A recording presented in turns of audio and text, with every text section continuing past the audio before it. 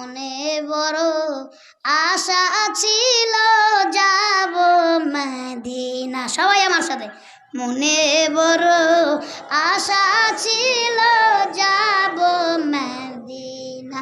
সালাম আমি করব গিয়ে, সালাম আমি করব গিয়ে নবীর রওজায়।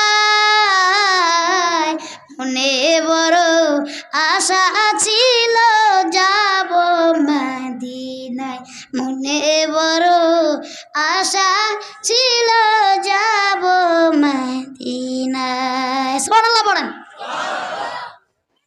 এই বাংলাদেশের প্রত্যেকটা মুমিনের মনে কোন আশা আছে আর না আছে আমি জানি না, কিন্তু সবার মনের একটা আশার কথা আমি জানি। বলেন সেটা কি আশা? সেই আশাটা হলো বাইতুল্লাহ তাওয়াফ করার আশা, আর আল্লাহর রাসূলের রওজায় যায় একবার রাসূলকে সালাম দেওয়ার, একবার দুরূদ পড়ার আশা। ঠিক কি না? এক কথায় মানুষের হজ করার আশা, উমরা পালন করার আশা, আর কোনো আশা নেই। সবাই রেডামি আছে। কার কার আছে হজে যাওয়ার আশা? একটু হাত উঠায় দেখেন। নিয়ত আছে কার কার? আশা মানে কি? নিয়ত। কার কার আছে? আয় আল্লাহ, যারা হাত উঠাইছে প্রত্যেককে তুমি হজের জন্য কবুল ও মঞ্জুর করো। নজর পড়ছে আমিন। আরো জোরে পড়ছে আমিন। হাত নামান।